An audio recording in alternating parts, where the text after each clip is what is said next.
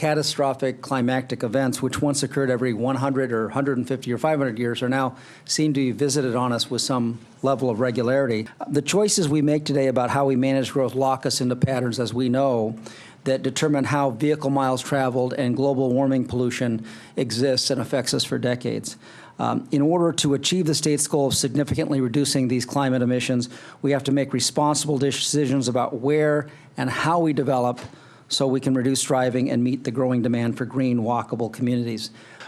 Whoever invented the words global warming sort of did a disservice to the people who actually have to solve it. If you really think concretely about what this issue means, it is very much a local and state and personal issue.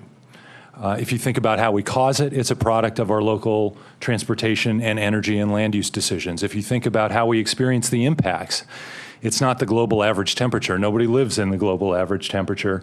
It's, for us, it's snowpack, it's forests, it's hydropower, it's agriculture, it's the local resources that form the backbone of our economy. And there are some cities and counties that are very eager to get involved in figuring out how to get ahead of the curve, get ready for the future, become leaders globally in adapting to the issues of climate change and actually to creating new economic opportunities from the issues of climate change. And cities and counties are already committing to reducing their emissions. 37 cities and counties representing 70% of the state's population have committed to reducing their emissions, and this is going to give them the tool to make that a reality. The Growth Management Act is an infrastructure our state has. It's not going away, and how we can use the Growth Management Act to deal with the effects of global warming pollution is what that stakeholder group will look at.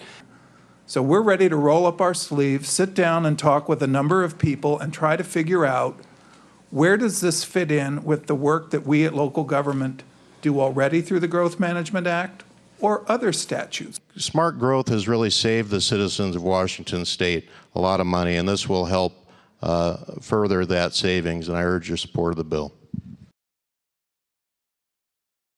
The GMA is absolutely the right framework for our cities and our counties to think about global warming. It's certainly the challenge of our generation. As you know, we bring 4 priorities as a community, about 25 groups banding together with a common theme of what's most important during a session. This is one of the 4 most important bills for the environmental community this year. By your vote, you reported in gross substitute Senate Bill 6580 from committee with a due pass recommendation. Hope everybody has a good weekend. We're adjourned.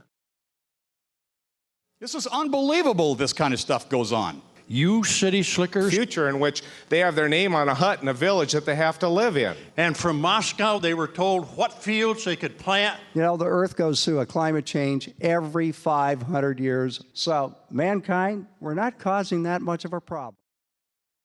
Unless we begin addressing this today, we won't be able to stand and look our children and grandchildren in the eye and say we did the responsible thing, not only in terms of addressing the real problem, as much as some would like to call it into question, the real problem of global warming, but also the real problem of, do we have a sustainable economy to pass on to our kids?